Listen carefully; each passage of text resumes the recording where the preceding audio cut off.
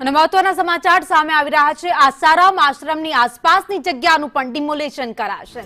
અમદાવાદમાં આવતીકાલે ડિમોલેશનની કામગીરી હાથ ધરાશે।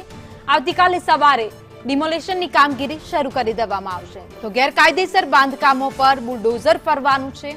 મુખ્ય રસ્તાની આસપાસ કામગીરી કરાશે। તો ગેરકાયદેસર જેટલું પણ બાંધકામ ઊભું કરવામાં આવ્યું છે તેને એએમસી દ્વારા ડિમોલિશ કરવામાં આવશે। કોઈ અનિચ્છનીય બનાવ ન બને તે માટે તંત્ર પણ અલર્ટ મોડ પર છે। તો ડિમોલિશન સમયે ચુસ્ત બંદોબસ્ત ગોઠવવામાં આવશે।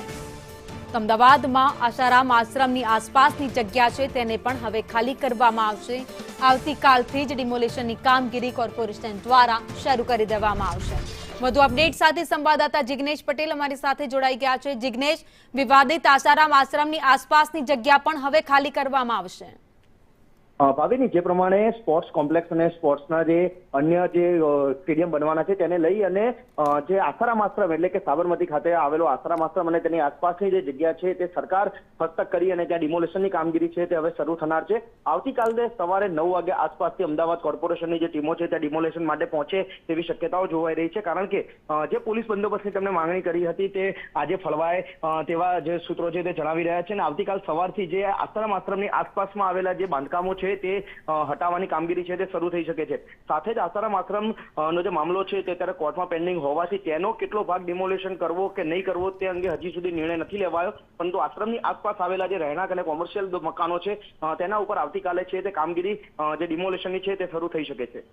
આભાર માહિતી માટે।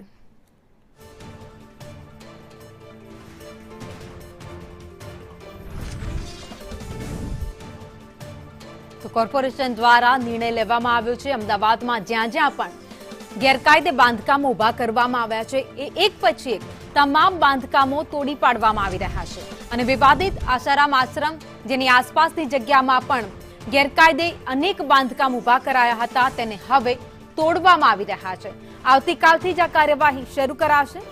કોઈ પણ અનિચ્છનીય બનાવ ન બને તે માટે ખાસ બંદોબસ્ત પણ ગોઠવવામાં આવશે। પોલીસ તંત્ર પણ અલર્ટ મોડમાં આવી ગયું છે। બેરિકેડિંગ કરવામાં આવશે। પોલીસ વાન ત્યાં ઉભી રાખવામાં આવશે। પોલીસ કર્મચારી તૈનાત હશે।